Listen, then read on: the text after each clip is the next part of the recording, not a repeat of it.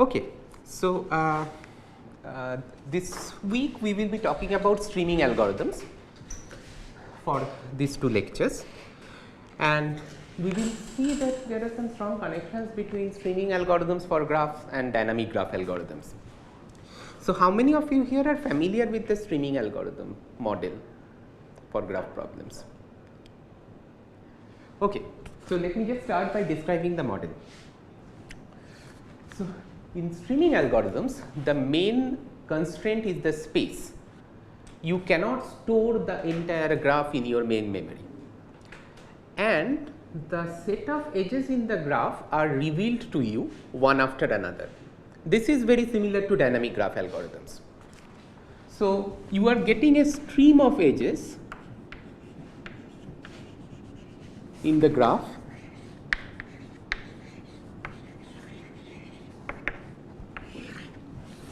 and this stream can be insert only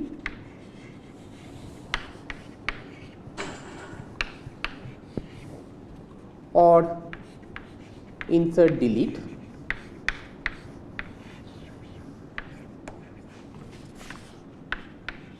This is also known as dynamic stream or turnstile stream model.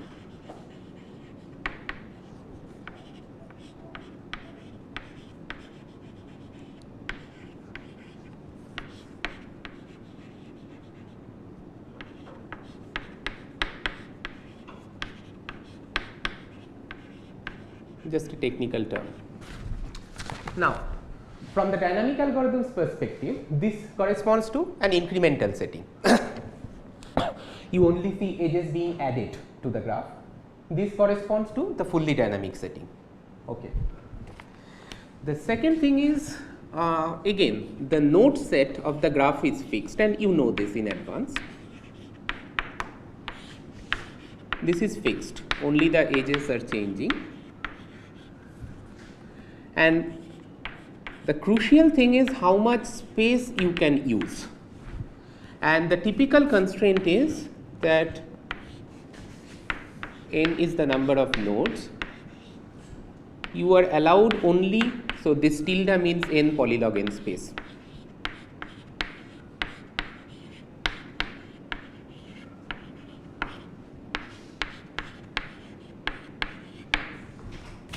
So, you can think of it as being a dynamic algorithm where you cannot store the all edges in the graph, because the number of edges can be much larger than n polylog n.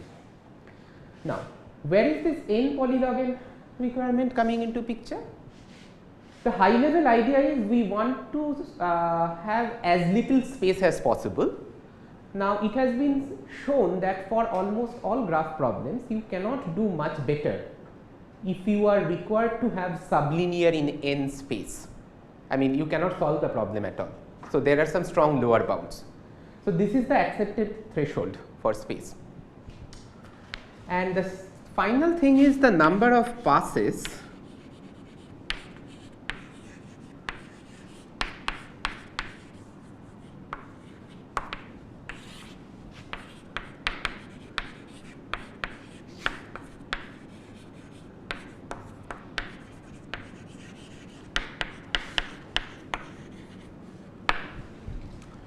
So, in the dynamic graph algorithm setting, we consider single pass algorithms. So, you just get to see these updates and then you are done. In streaming setting, the idea is that these stream of edges are being stored somewhere in the external memory, which is very huge, and you can possibly make multiple passes over the stream, and you will get to say the same stream again. Okay? And you can probably, you will probably require for some problems more than one pass to output the correct answer. Okay. And finally, you always do a constant number of passes. Sorry? I mean, we always do a constant number of passes. No, okay. Ideally, we would like to have a single pass streaming algorithm in polylog n space. But for some problems, as we will see, I mean, nothing better than constant pass or even say log n pass algorithms are known. Okay. So, the goal is to keep the space as small as possible and minimize the number of passes. That is it. And finally, update time.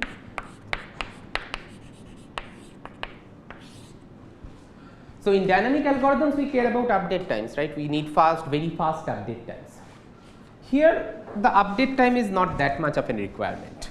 I mean, in the semi-streaming model, basically you can have anything. I mean, a polynomial update time is fine.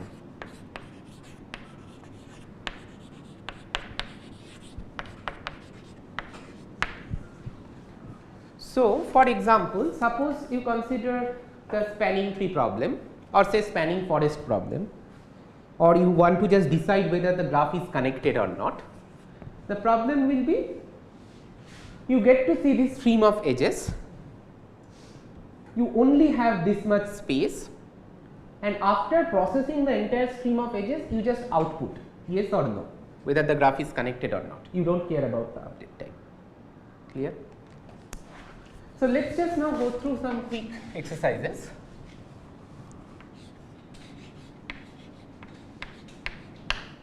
Okay, just to get our intuition clear. So for the time being, suppose we consider insert only stream.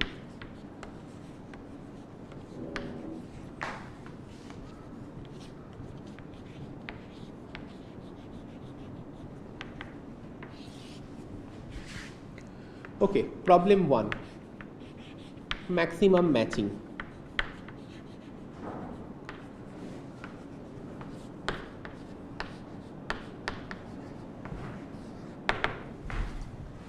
So you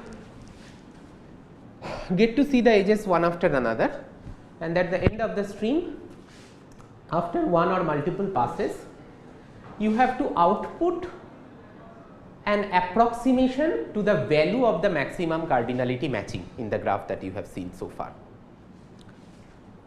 Okay, any idea? I mean, so now there are two questions, right? Okay, of course, the space is n polylog n.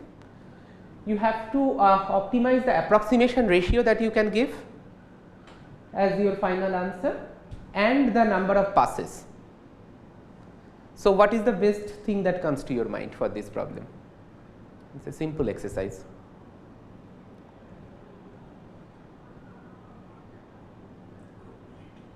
Yes. Anyone?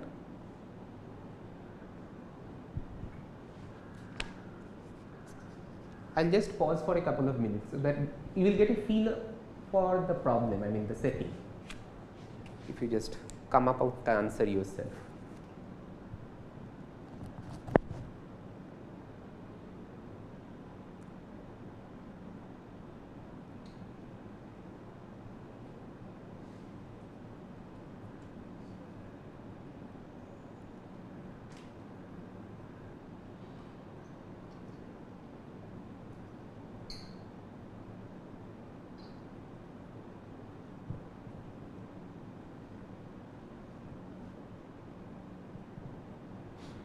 One hint, can you find the value of some maximal matching? Yeah, the maximal matching can just keep on keep the edges of the matching as they come. Yes. And what approximation factor you will get?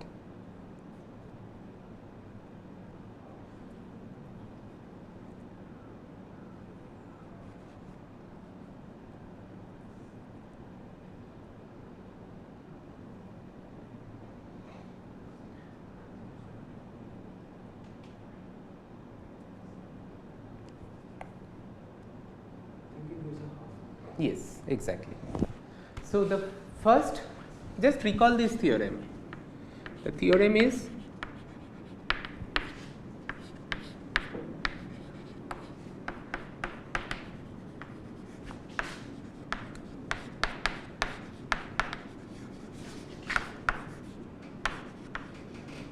M has size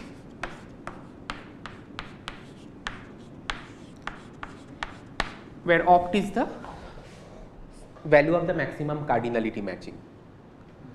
And you can just go through the proof again. I mean, it's from an introduction to graph theory course. I mean, the basic idea is that, I mean, you just consider this sort of Z graph. So this can be your maximal matching M, right? But the optimum matching will pick these two edges. So, basically for each edge that is being picked by your maximal matching, opt could have picked at most 2 edges, and that is why this is going to be a 2 approximation. You can work out the formal proof yourself, it is not difficult. Now, how can you find a maximal matching? Just a greedy procedure, right? You just go through the set of edges one after another, and whenever you are considering a particular edge uv, check if both endpoints are free or not. If yes, add that to your set of matched edges.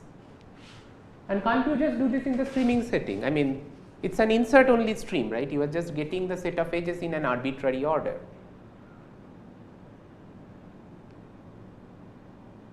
So, the streaming algorithm will be just parse through this stream. When you see an edge uv, just check if u and v are still matched or not. If yes, do nothing. If both are unmatched, just add that. What will be the space requirement? Do we need to store all the edges we have seen so far? No. We just need to store the set of matched edges we have seen so far. And how many matched edges can there be? Tilde O of n. Clear? So, for this we can get a 2 approximation semi-streaming algorithm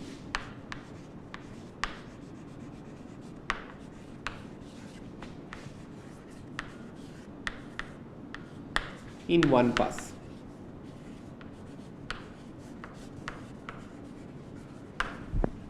Okay. Can you get better than 2 approximation?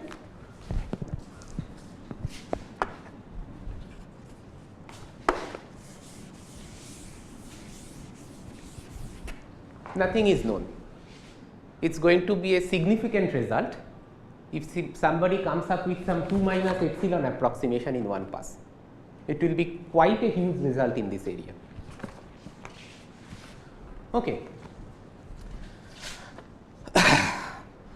Next, number of connected components.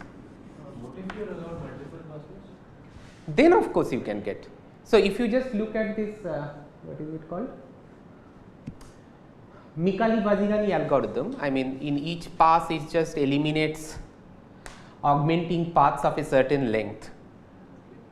I think you can just run it. If you are allowed multiple passes. How many passes do you require? Oh no. I take it back.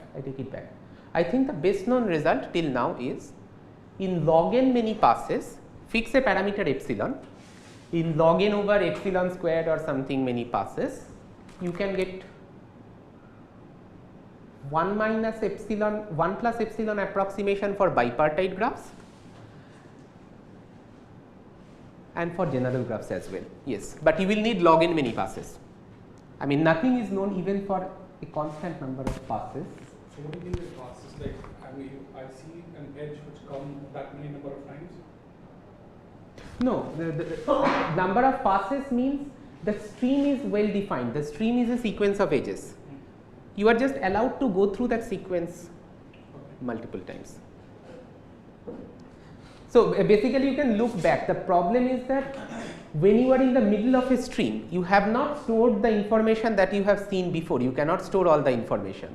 So if you are allowed multiple passes, you can again go through that information. That is the advantage you have. Oh, okay. I actually also stand corrected. Maybe even for 2 or 3 passes, something slightly better than 2 approximation is known. I just need to check. Okay, but this is for sure. If you are just given 1 pass, nothing better than 2 is known, and the 2 approximation is just trivial. This a homework exercise kind of thing. Okay, so the second thing is number of connected components, or say spanning forest. I mean both are the same thing. Here there is no question of approximation involved. You just want to output the number of connected components, or you just want to output a maximal spanning forest. Any idea? How many passes will you need?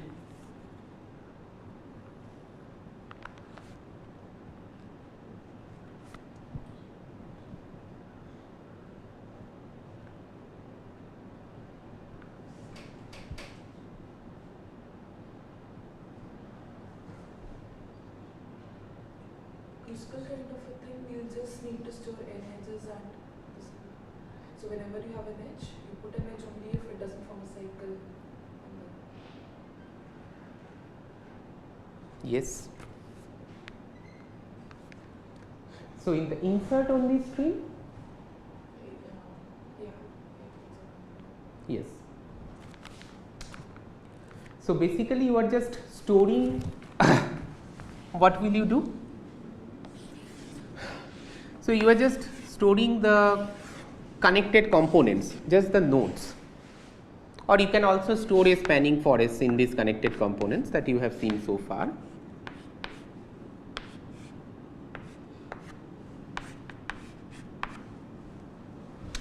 And now you see the next edge like this. If both of its endpoints belong to the same connected component, you do nothing. Otherwise, if they join these two connected components, you just put this edge and merge these two connected components and keep on going like this. So again, you can get this thing in single pass.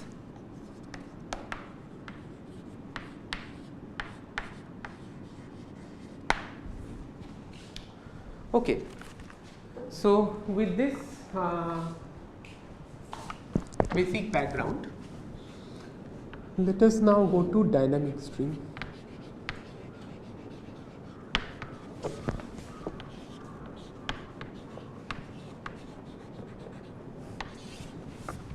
And today I am going to basically present this paper.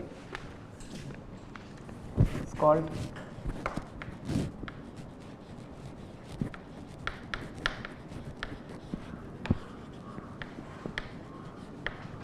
you can look it up in the web.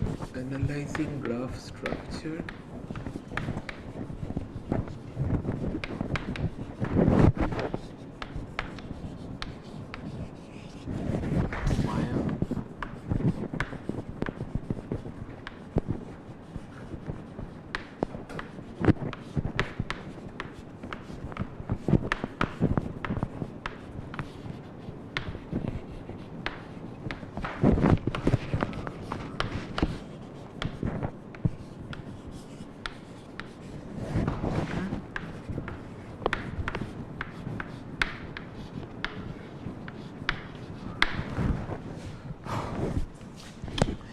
So this has been quite a significant paper in this area, and its whole point was to establish a general technique for coming up with semi-streaming algorithms, graph algorithms over dynamic stream in one path.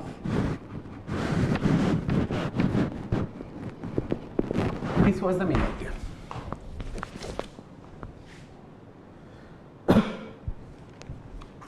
Before going into the details of this paper, let me just erase this thing.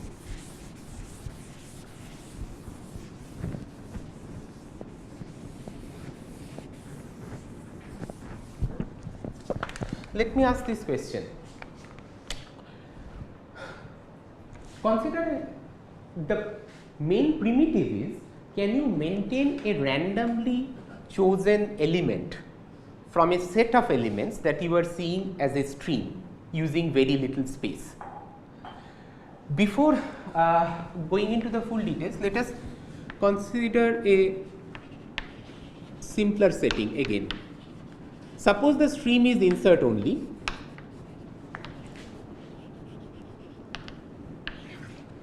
So at after going through the first T insertions, this is your edge set ET.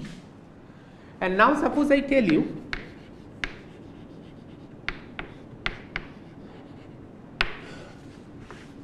maintain an edge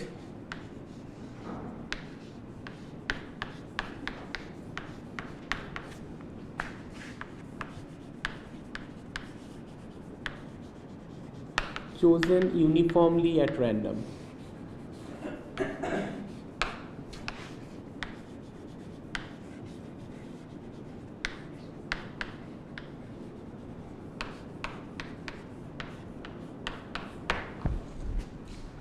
Note that in the static setting, or even if you do not have any constraint in space, this is quite trivial, right? You are just given a set of elements, you just pick one element uniformly at random, done.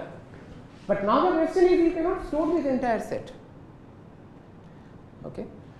So can you see a scheme whereby using very little space you can solve this problem? Without storing the entire set of elements, you can still maintain a randomly sampled element.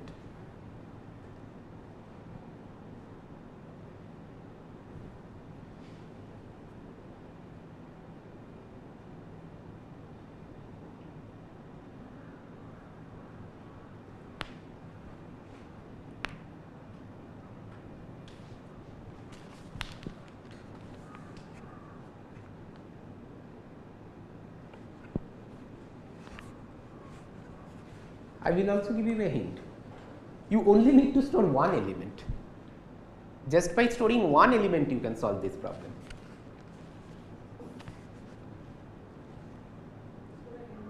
When we see a new edge, do we like randomly choose whether to like swap it or Exactly. Exactly. That is the idea. So the idea is, suppose at time step t, you are maintaining an edge or an element E that is chosen uniformly at random. Now, at time say t plus 1, we get this edge Et plus 1. What will you do? You will just say, with probability 1 over the size of Et plus 1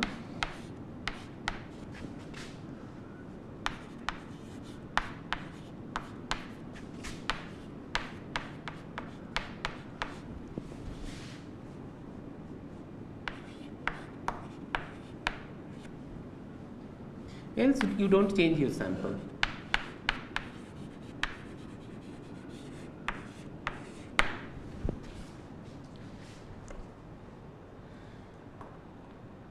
Then can you see that this invariant will be satisfied after time t plus 1? Because if you consider this specific element, this is picked in your sample with the correct probability. And if you look at the remaining set of elements, the elements in Et, so if you just pick a thing Et, what is the probability that this E prime is actually your sample in t plus 1? This is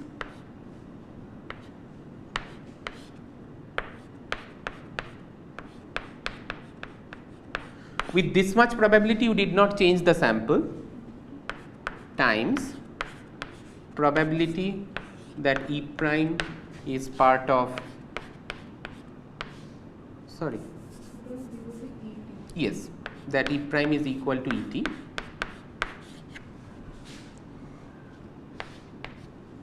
Now this thing, size of Et minus E of t plus 1 minus 1, this is actually equal to the size of Et, right?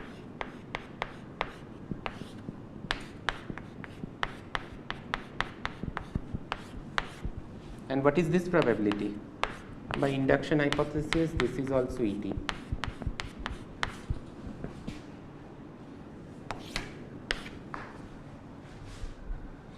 Okay, clear? What is the space requirement here? Just so that we are on the same page for this scheme. No, it's not constant. So log t. Log n, actually, yes. Yeah, basically you have to store the number of. Yeah, because you need a bit representation to store this sample E, right? How many bits, and you will also need to store the size, the number of elements you have seen so far, and you will need log n or polylog n bits to store that. Okay. So this scheme is called reservoir sampling. You can just look it up. I do not know if I am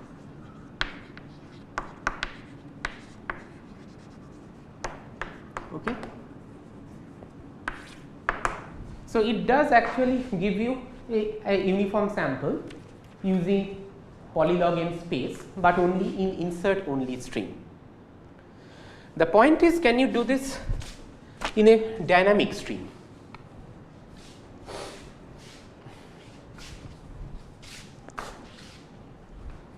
For that, we will use a very well known result from the streaming literature without proving it, because the proof itself is very long, and then we will apply it to solve single pass dynamic semi streaming problems. So, this technique is called L0 sampling.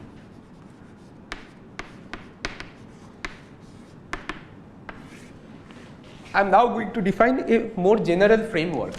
Okay, it's not just about sampling an element from a universe of elements. Okay, it's a little bit more general. What is this framework? So we are given a vector x in Rn, and all the elements of all the entries in x, they are polynomially bounded by n. So you can just store this vector x in n polylog n many bits. Okay. And what is an L0 sample? First, you define the support of this vector to be the set of indices entries in which this thing takes non-zero value.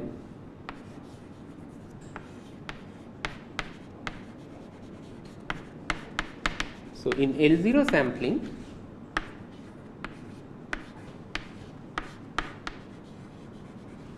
we return an I in support of x.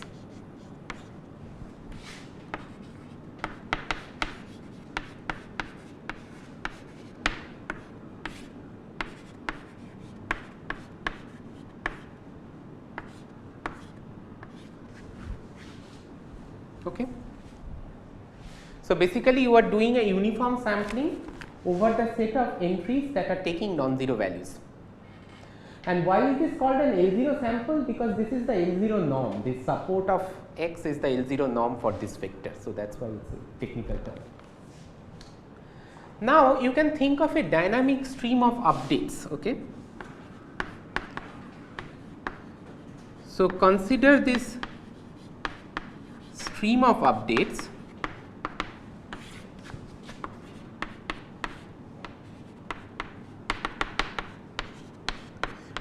where say t is the tth update, and the ith update looks like this. Ui, sorry.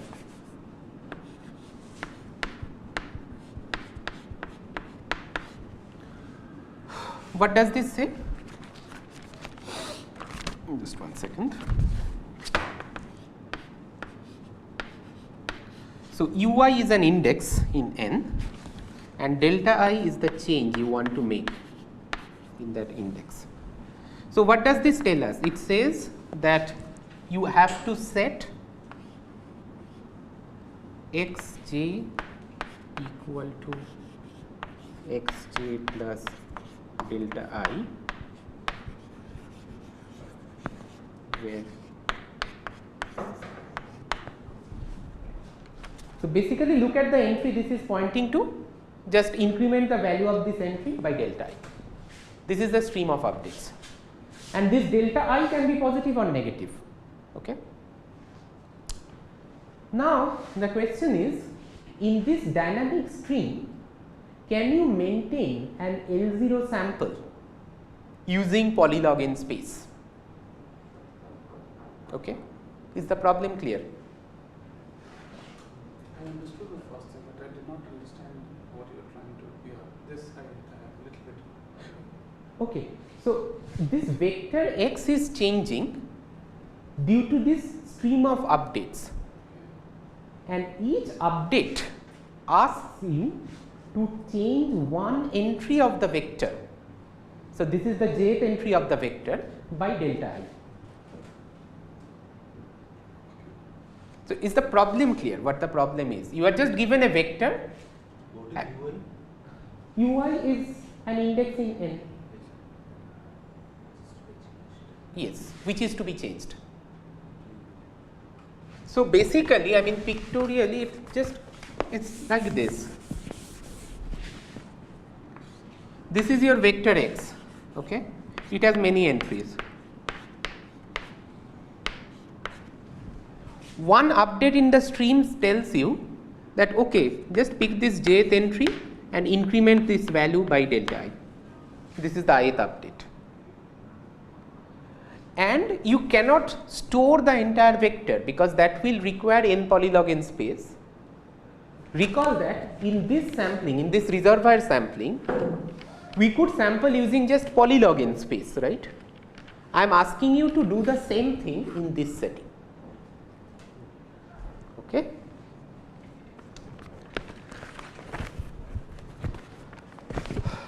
Now,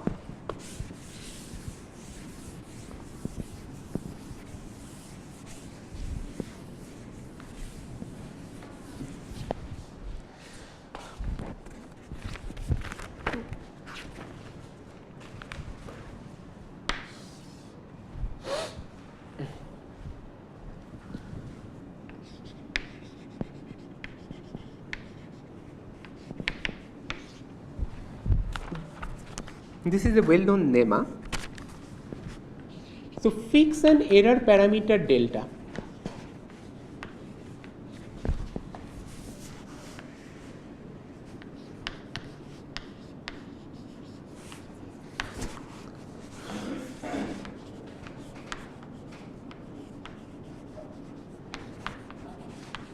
There is a streaming algorithm, okay,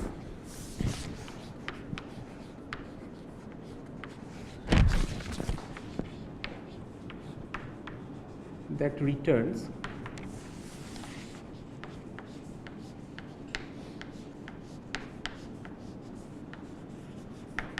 so it just fails with probability delta.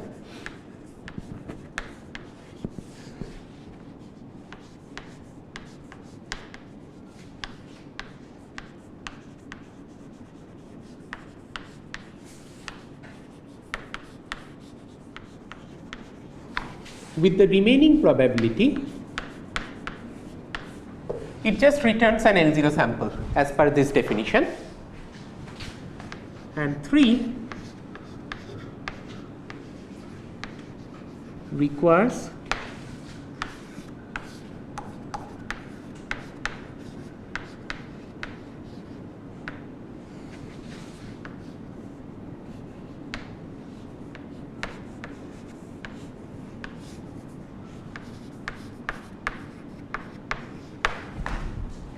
Is it clear what the algorithm will do? The algorithm will start with a 0 vector x equal to 0, then it will just process this stream of updates of any length, okay. It will only require very small space, so it will not store the main vector, okay. At the end of the update, you will tell the algorithm, okay, now the stream is finished, now return me an answer. With probability delta, it will return failure. With the remaining probability, it will just return you an L0 sample of the vector at the end of the stream, okay.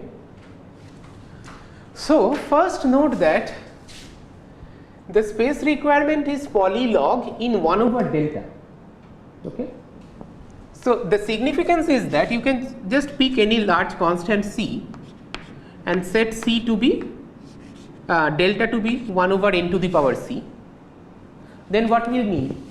It will succeed with very high probability, by definition of high probability, right. 1 minus delta is 1 minus 1 over n to the power c, and the space requirement will still be polylog n, because 1 over delta is n to the power c, and if you take a log, that will get out of it. Yes. So what is the meaning of failure here, that you return an element not in the support of the final vector? You just return failure.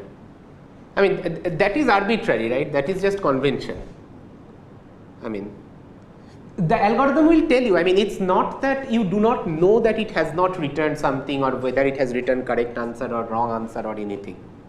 The algorithm just tells you that, okay, I have failed.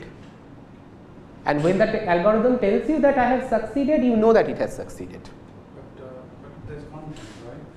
But when it succeeds, does it give me the right answer? Yes.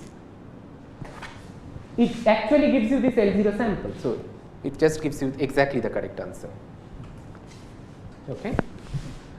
Now, maintaining LP samplings for general LP norms, this is just the L0 norm of a vector, is a very well studied deep area in streaming algorithms. I mean, there's almost a whole subfield out there. But it so happens that if you want to look at dynamic graph streaming algorithms, most of the times you can get the results just by looking at this lemma. I mean, just by using this lemma. I mean, not by looking at this lemma. I mean, this is one primitive that you will need to solve dynamic graph streaming algorithms. Okay? And this is what I am going to do now. I am just going to take this lemma for granted. You can just think of it as being an extension of reservoir sampling and then show its implication in dynamic graph streaming algorithms. Is this proof very hard or something? Sorry? Is this proof very hard or something? No, the proof is not very hard. It requires some sparse recovery and some k-wise independent hash functions. There is a nice survey out there, I mean 7 or 8 page long proof. I mean, it's not very hard, but I'm going to just skip the proof and instead focus on the applications of this lemma. Okay. Before going on to the applications,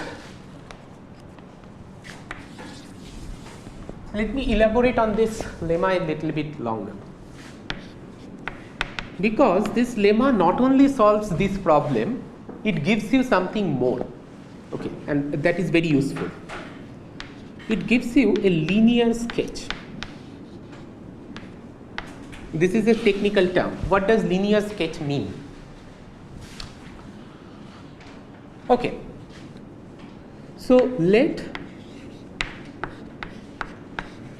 recall that X is a n-dimensional vector, okay? Be a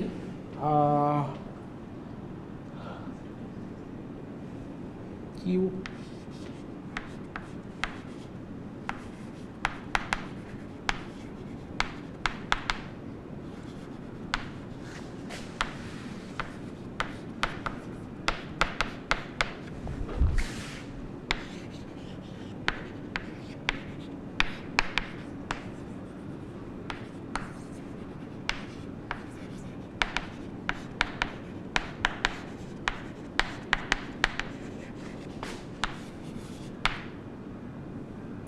and we have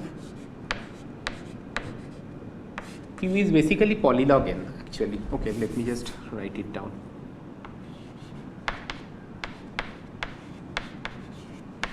So Q is much smaller than n. So A is a very fat matrix. I mean, it looks like this. This is Q, this is much small, and this is much larger, and this is A.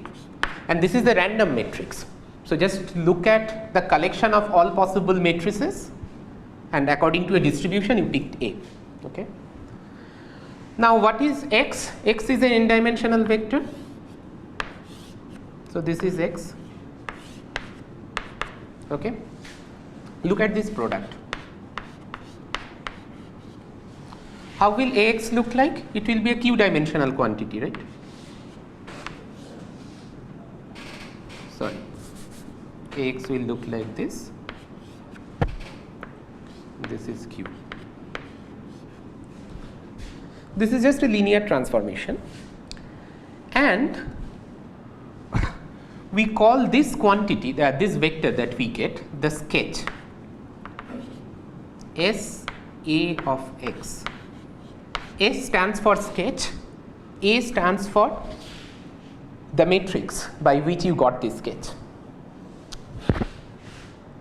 Now, what this algorithm for lemma 1 is going to do is, it's just going to maintain a sketch of this vector. So you can think of what this algorithm is doing as follows. It picks a random matrix in advance before seeing the input or something implicitly, and then as it proceeds through the input, it just maintains this sketch. Now, one thing, Why it is easy to maintain the sketch? Because this is linear. Why? Because after you have seen this, right, this is the update. How will you update the sketch?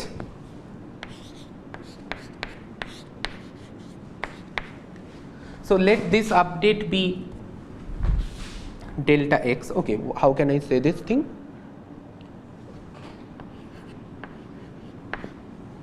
So I'm just going to introduce this notation. You saw this update. Okay, this s and this s is different. Okay, don't get confused by this. So delta x is the vector that has 0 in every entry and just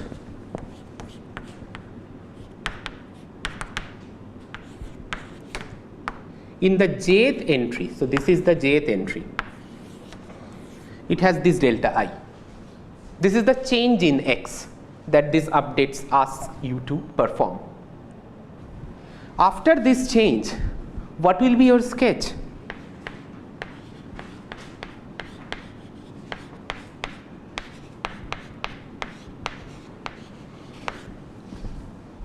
This will be a sketch. By definition, this is a linear transformation. So you don't need to store this vector x. I mean, what this algorithm can do is it just stores this sketch and then it sees this change delta x and it just computes this quantity again, SA of delta x, and add these things together. This is how the algorithm is maintaining it. Okay. How it is doing that, we are not going to get into that, but it is doing this. So how can it even store it? Sorry? How can the algorithm? No, that's why I said, right? It's not storing a explicitly. It's doing something whose net effect is this. Okay. If it has to store A, of course, it will require huge space. Okay. Next. Coming into it, so the definition of linear sketch. So like, can you give me one example where like, or this is like, you take any matrix A which you have sampled from some distribution and some vector x, and the Ax you call a sketch, or it has something. Okay. I'm just going to come to that. It will have one other additional property. So a linear sketch is something that can be represented as follows, and this is also have to be true, right? And it has to return an L0 sample. I mean, the sketch should be serving some purpose. In this example, the purpose is it has to return an L0 sample somehow. I mean, if both these two things are satisfied, it's just a linear sketch. That is it. Okay. Now, the second part. So what were you discussing now?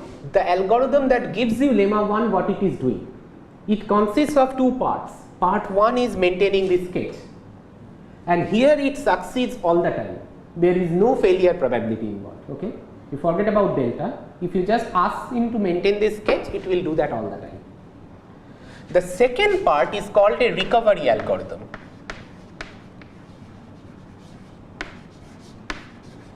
Okay? And I am going to denote this by R of A. Again, it's contingent on this matrix A. What does this do? You fix any vector x, then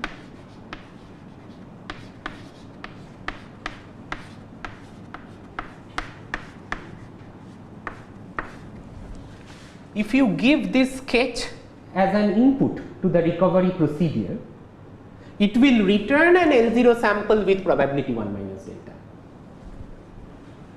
Okay?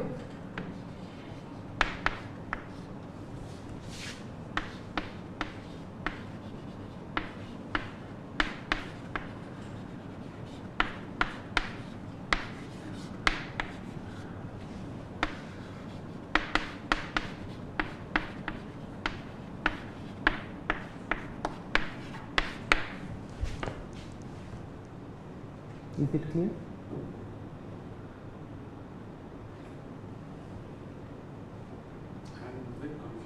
So,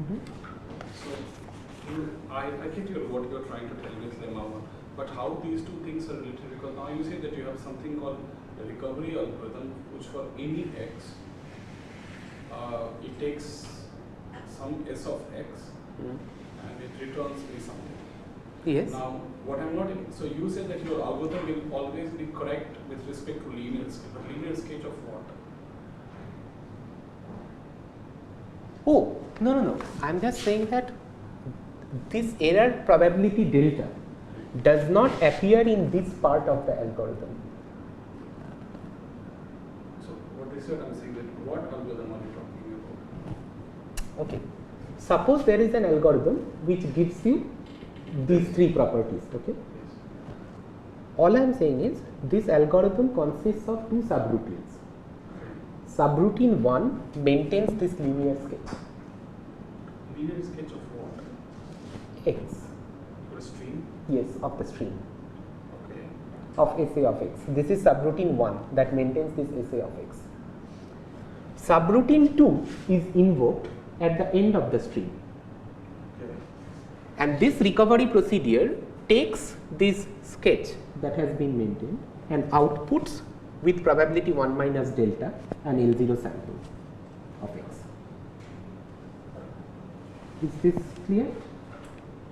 And this will be very crucial when we analyze, when we apply this lemma to the graph problems. That part 1 is maintaining this linear sketch of the input vector X, and part 2 is the recovery algorithm that is invoked only at the end of the stream. And also note that again here we incur exactly the same technical difficulties. This vector X in the recovery algorithm, this cannot be determined in any way whatsoever by the random matrix A. I mean, this has to be given by some body from the outside. Okay. It is exactly the same issue that we encountered while we are talking about worst case dynamic connectivity. Okay. So, the sketch cannot be adaptive in that sense. Okay. Let me now just illustrate the application of this algorithm, of this lemma.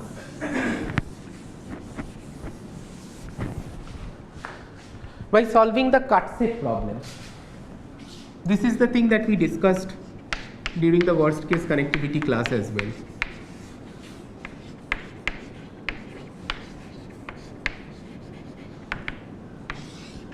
We recall the cut set problem. The updates are insert an edge or delete an edge, and the query is you are given a set of nodes as return me an edge if there exists any that goes out of this set. Okay. So, I am just going to call this the cut set query.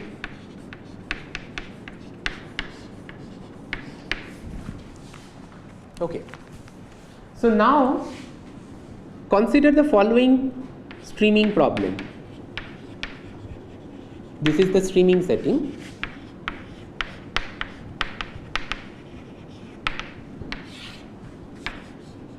In one pass,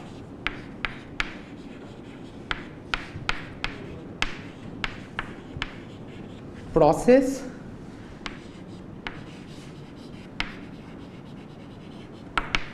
a dynamic stream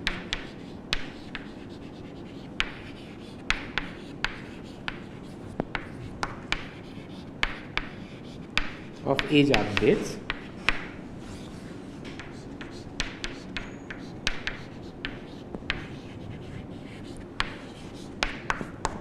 at the end of the stream.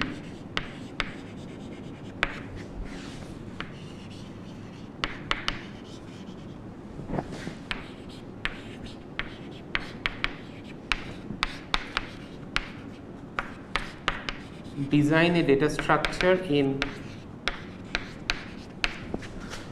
polylog n space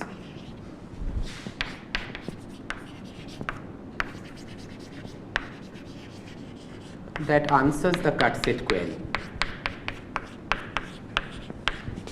So the data structure will just take a subset of nodes S and will output whether there is an edge going out of it or not. The point is that it can only use tilde of n space. And you see that this is actually a priori it seems quite difficult to do without storing all the set of edges. This subset of nodes S can be arbitrary, right? So if you are only allowed to store very few edges, how can you answer this query? Okay. Now what I am going to show you is that using this lemma you can actually solve this problem, and then we will take it from there and solve the spanning forest problem in the dynamic stream.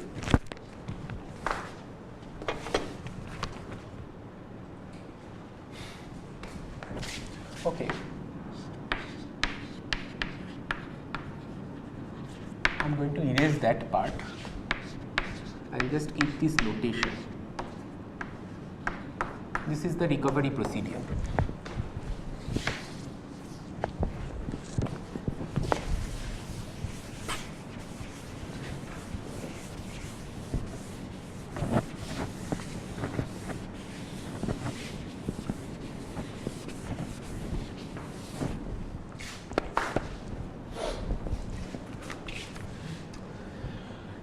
The idea is as follows. The graph is this, V is fixed, E is changing. Now, for each node V in this graph, you define a vector xv like this, -1, +1, 0, and it has n choose 2 components. How will you represent this vector? So first order the set of nodes as 1 to n in any order, any arbitrary order, it's fine. Now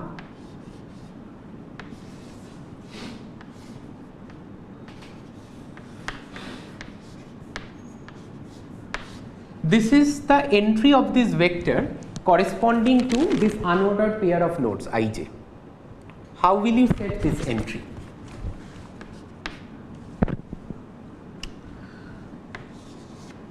Without any loss of generality, this is unordered pair of nodes, right? You just assume I is less than j, okay? You will set this to +1 if V is I and ij is actually an edge. You will set this to -1 if V is j and ij is actually an edge.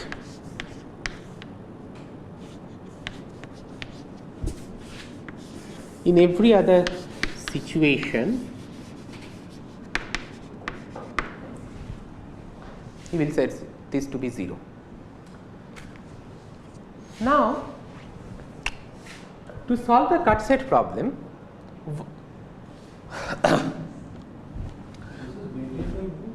sorry? This thing is maintained by. No, we are not maintaining this. I am just defining these vectors. Okay. First, note that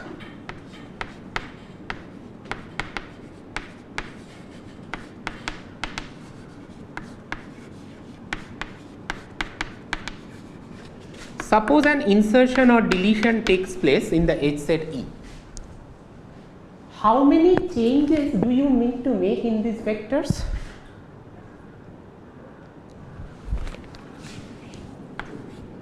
Two, right? One for each of its endpoint. Every other entries will remain the same. So this leads to 2 changes in, if you just look at the union of all the, the collection of all these vectors, at most 2 entries are changed. Next, now this is what we will maintain.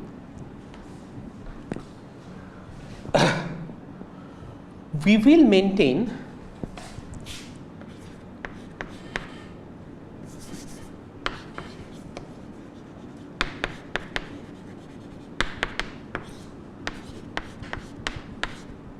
a sketch of these vectors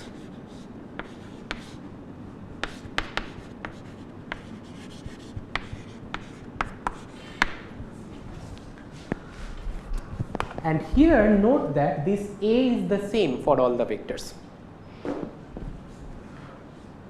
What do you mean? What do you mean by this?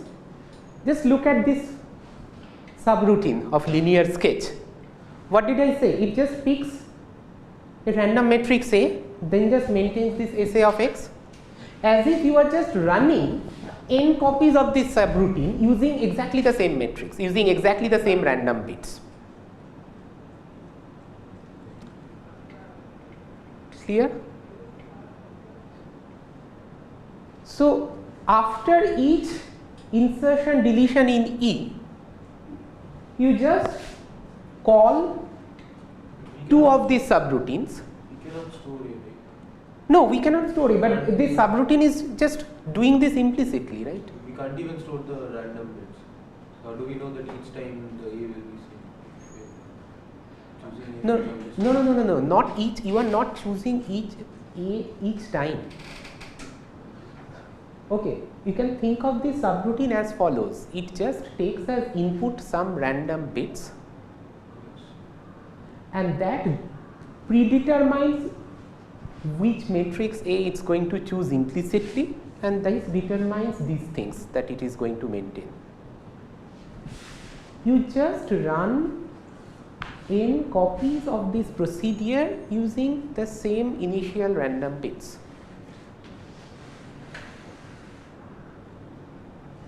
Okay, and then first of all, what is the space requirement for this?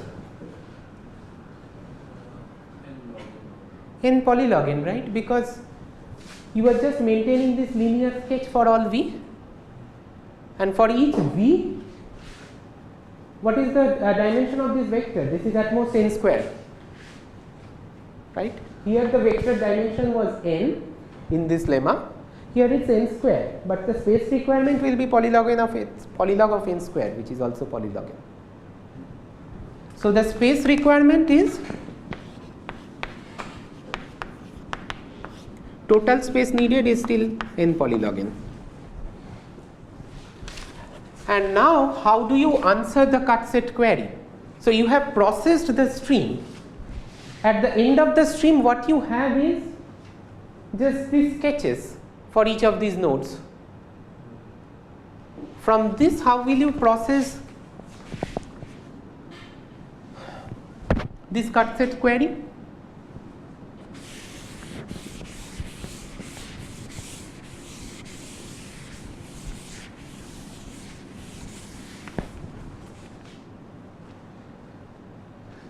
So S is this cut set. Before thinking about how to answer this query, let us just think about a simpler question. S is this cut set, okay? Now suppose I just sum over the sketches for the nodes. Oh, this is also S. Why I am saying this is S? This is V prime because sketch is S. Okay, fine. So just look at all the nodes in this.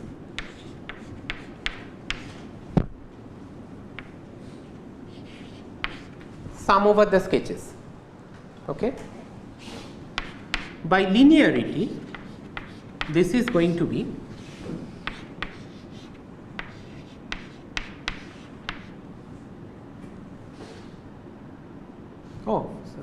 this is xp, right?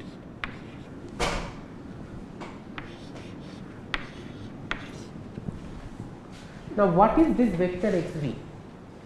Can anyone tell me? How will this look like, the sum of these vectors?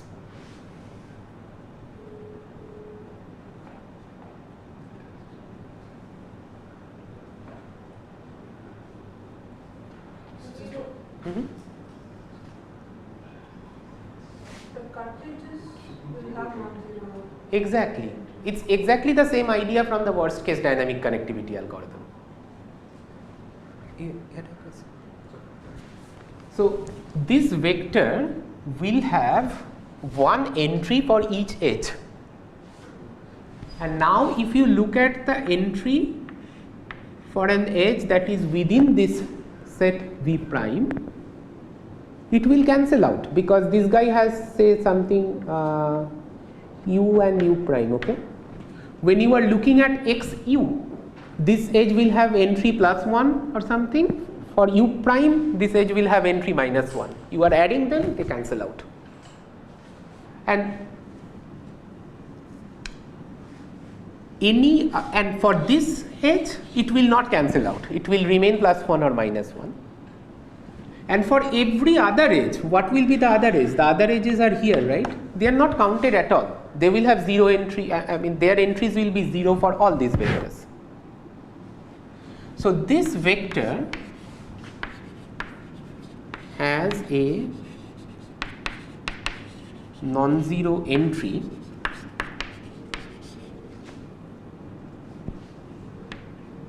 I, say if and only if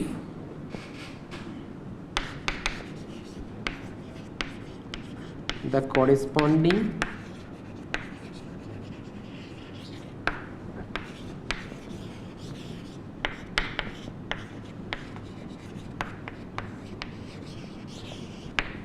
edge is a cut edge.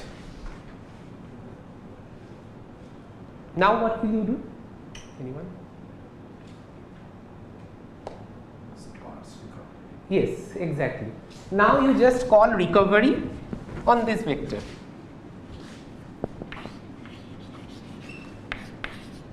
Call the recovery subroutine on this vector.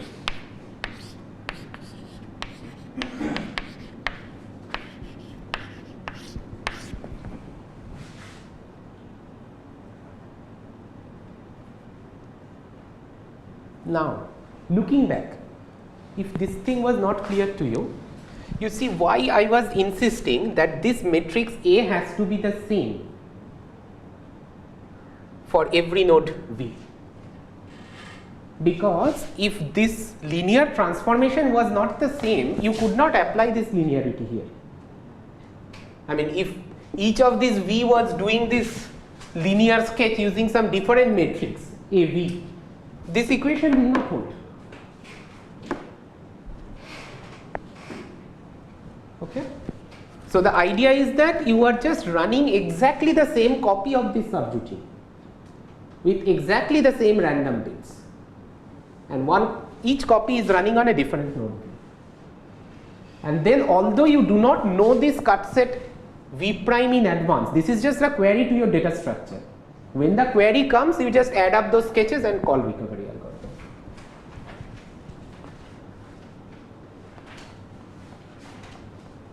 And the space requirement again is n polylog n, right? I mean, you are just adding up these sketches. Each of these sketches is polylog n.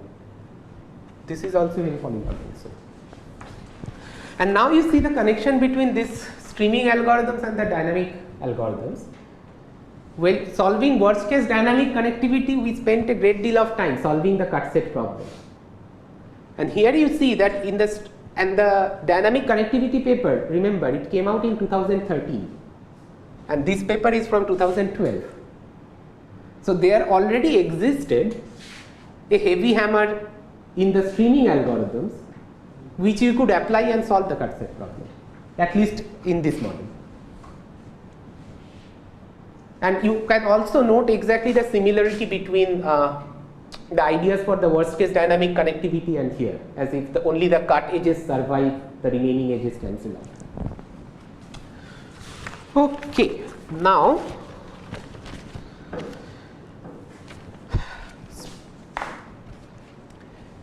again note one other subtlety that is exactly the same as in the worst case dynamic connectivity. This cut set data structure can answer this query only if this V prime is chosen independently of A, this random matrix A. Okay. So in particular, you cannot do this thing. you answer this query by doing this thing, and then based on the outcome of this query you feed a different query to the same data structure. This you cannot do. Where did you use the? I thought that you could do it for any V prime. No, but it's again the same thing. This V prime should be chosen independently of the random bits that was used to determine A.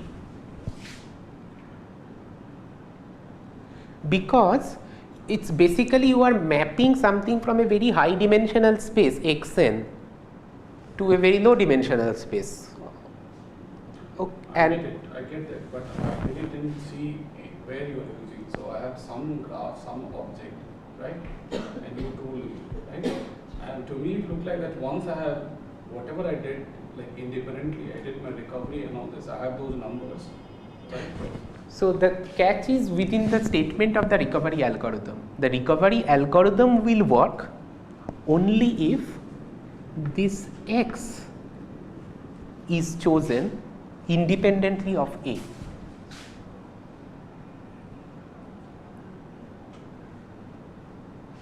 And that translates exactly to this point here. Because what I was trying to tell you, because look, at least the way you explained, XV to me looked like some very fixed set of vectors, right? Which it just depends on based on edges I look and I decide to do this, right? Now on this class of vectors, or this set of vectors, you applied your recovery algorithm, or your lemma 1 I applied thinking probably we will think of this as a stream or something. This vectors like what first vector is current stream, some it changed, so there is a slight change in my stream and blah blah. This is how we will look at it. Now so now I thought that once I have done this process for S1 to whatever time, right? Now this is independent of this, only depends on this set of vectors, right? Probably what I'm trying to do. And now suppose I want to do a query about, as you said, right? Query about whether a particular cut set comma V prime holds or not, right? So what I'm not able to relate that where do we have randomness with respect to V prime in this algorithm? Is it not that for any V prime of my VC at this point of time your algorithm, suppose I have my current graph and you have current set of recoveries, and now I want to test for some V prime in my graph, current graph, whether there is such a cut. I want to do this cut set V prime query with respect to this. And to me it looked like that now all I have to do is to go back and look at my sketches and everything and do this. Now in this process, where is the randomness on V prime? Okay. In this specific example for answering the cut set problem, it does not arise. But it will arise if we want to use this idea to solve the spanning forest problem. But SA of X is like the dimension of SA of X is much lower, much smaller than the dimension of X. Yes. So if A is not independently chosen of X, then we cannot, the recovery algo will not. Yes, that was one of my points. But if I get it correctly, what Saket is saying is that where is this dependence in this picture? Right now, for the cut set problem, the way I have described this, there is no dependence, everything is working just fine. What will go wrong is the following. Suppose now I tell you to solve the maximal spanning forest problem in the streaming setting. And now suppose you say that okay, I am just going to maintain a sketch for all V like this, and I will solve the problem as follows. Initially I query this sketch on a single node V. It will give me an edge going out of it. I just merge these two nodes and then query on that V prime. It will give me an edge going out of it. Okay, and I increase the size of the components, and each time I make a query again. Then it will go wrong, because then these V primes you are querying for, they are being determined by the outcome of your previous queries, and that is not allowed. That adaptivity is not allowed. So here, so the sketch that you are using, that is randomly chosen, right? Here, Yes. once Yes. you randomly choose A, your sketches.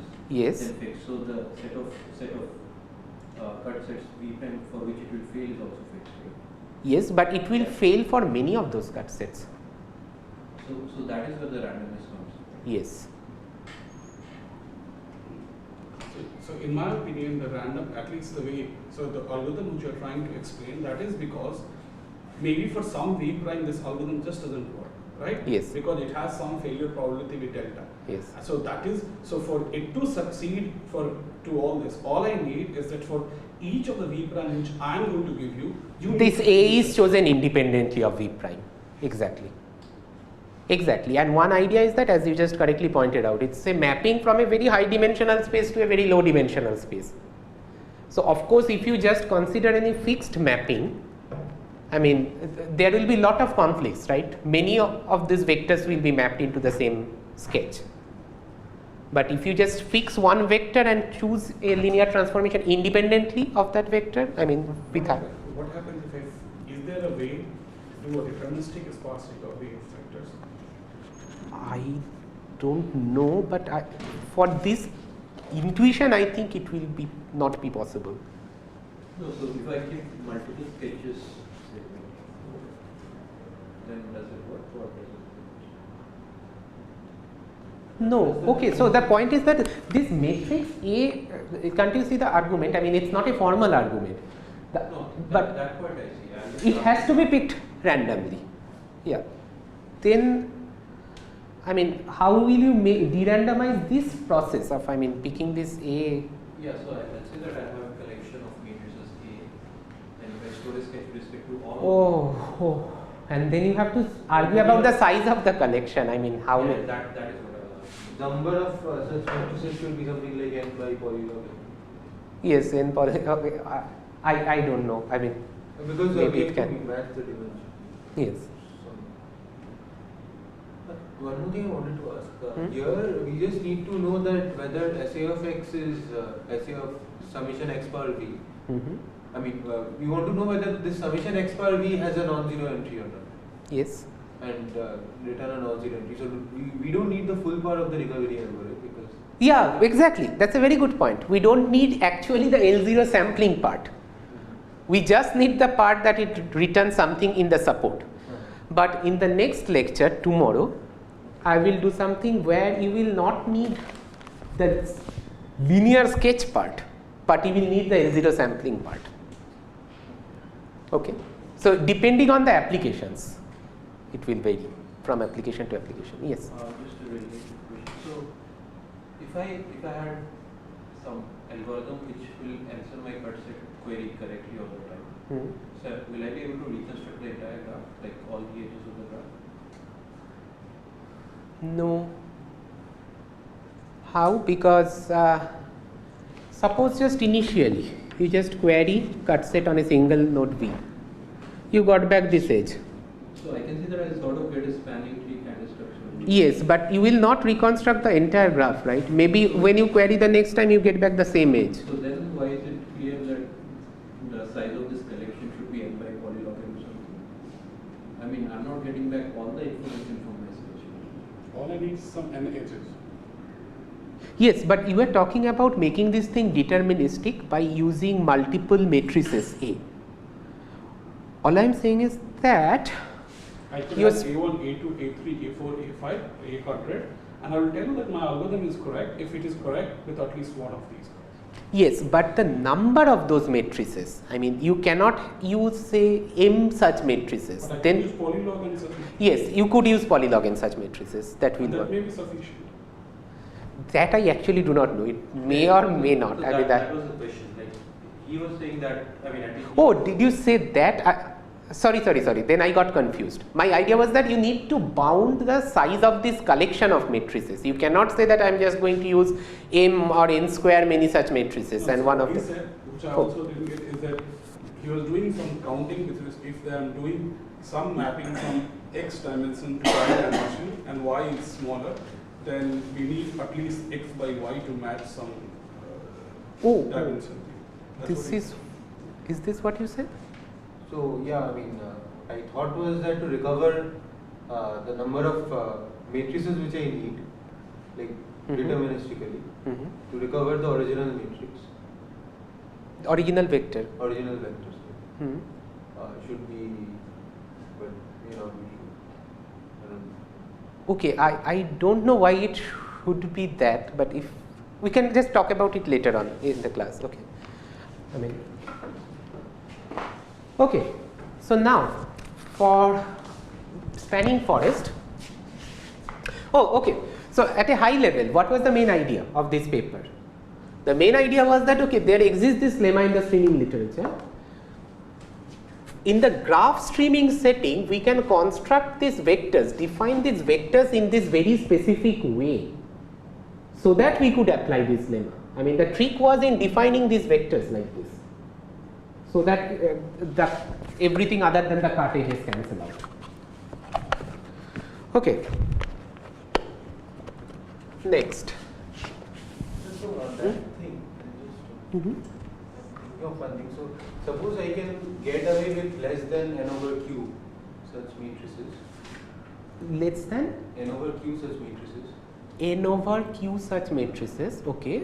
Then we can append these matrices. So we have A1, then we have A2, then we have A3. Dotted out some AK where k is less than n over q. That will not be of rank n, but that will give a one-to-one mapping from x to. Yes, but n over q is too much, no? Q is polylog n. So n over q is n over polylog n. Yeah, what I'm saying is, suppose we have something strictly less than n over q. No, even if Yeah. it's strictly less than n over q, Yeah. aren't you using too many matrices? Yes, no, what I'm saying is we need at least n over q such matrices to deterministically get it back. Oh, That was that was what I was thinking. oh. So, Okay, I will just talk to you about this later in the class. Okay. Okay, so now what is left? Let me see how much time we have. Okay, I can talk about the main part. So, maximal spanning forest.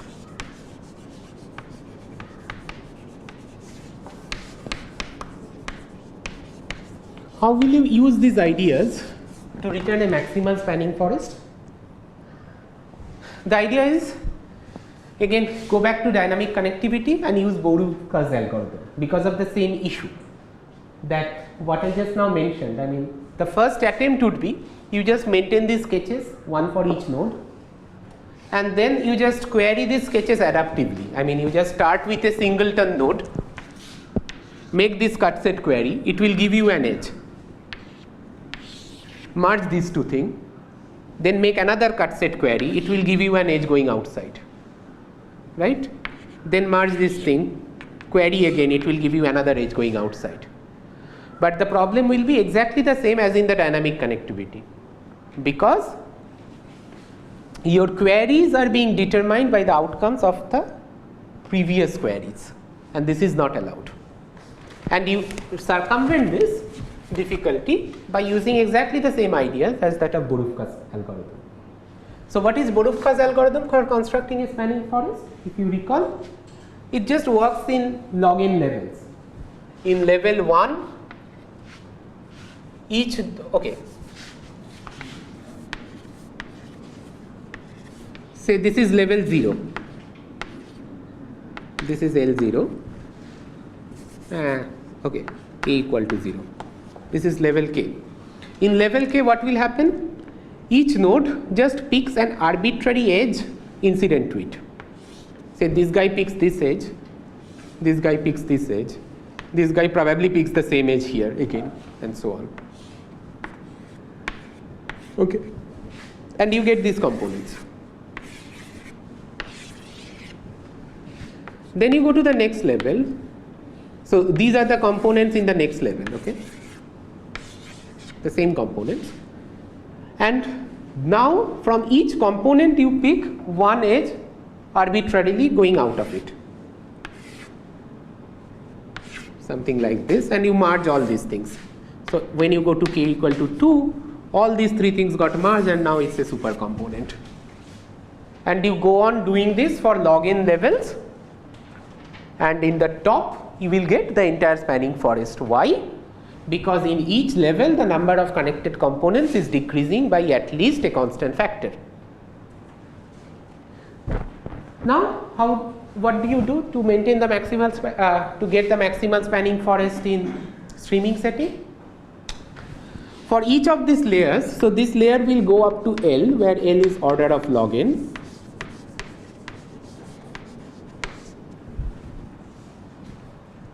Okay.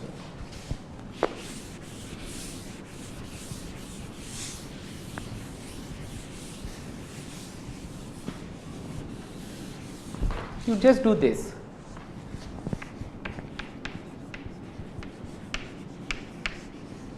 For each k 0 to L,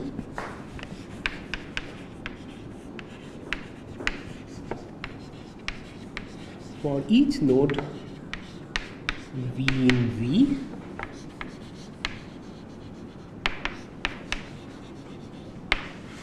maintain S AK. That's it.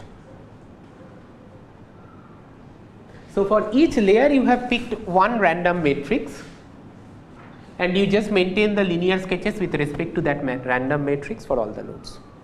So this is what you do for each layer. Clear? Now two questions. First, one edge insertion or deletion in the entire graph. How many updates will you need to make here?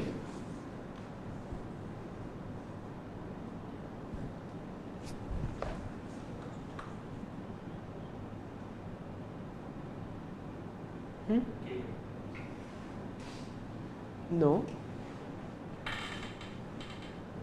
The question is, one update occurs in the entire graph. How many updates will you need to make in these sketches?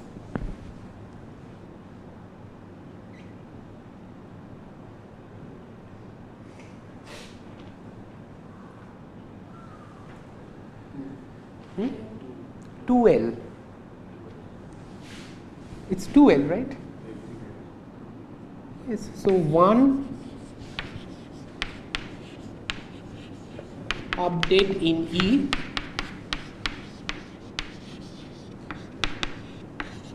leads to 2L updates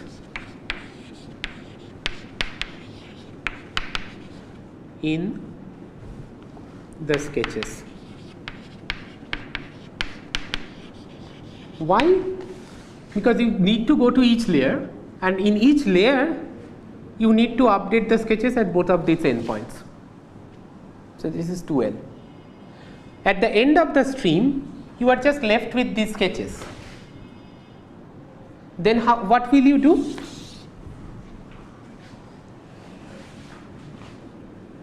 You just use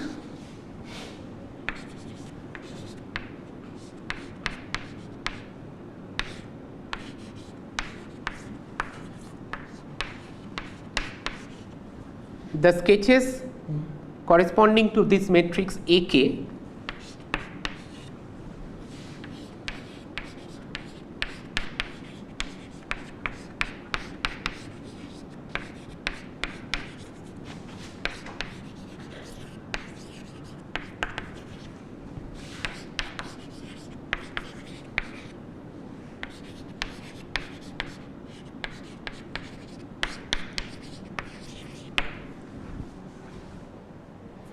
and you see how will it goes. So suppose you are in layer K, forget about this, in this Borukka's tree, suppose you are in layer K and you already have found these components. Then you want to go to layer K plus 1. So for each of these components you are just looking for an edge going out of it. So these are the components, say this is CK1, CK2 or something. So suppose you want to find an edge going out of CK of 1, you just query SAK plus 1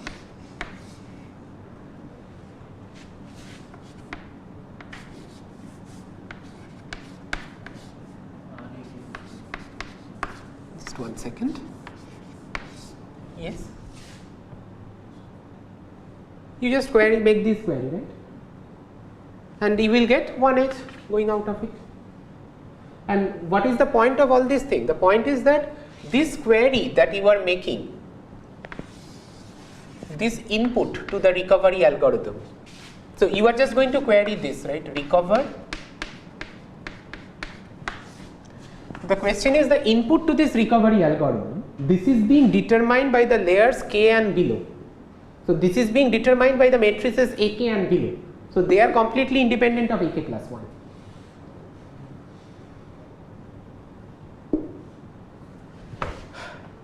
And again, since this has log n layers, the space requirement will also be n polylog n.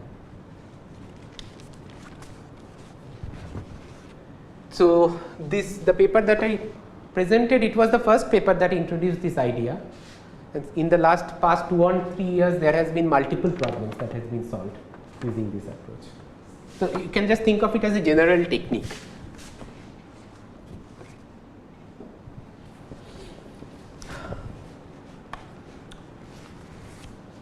Okay, so I think we can stop here. I mean, there are 1 or 2 other extensions that we could do, like say k-edge connectivity or something, but they just follow exactly the same idea. I mean, okay, let us stop here. We will continue tomorrow.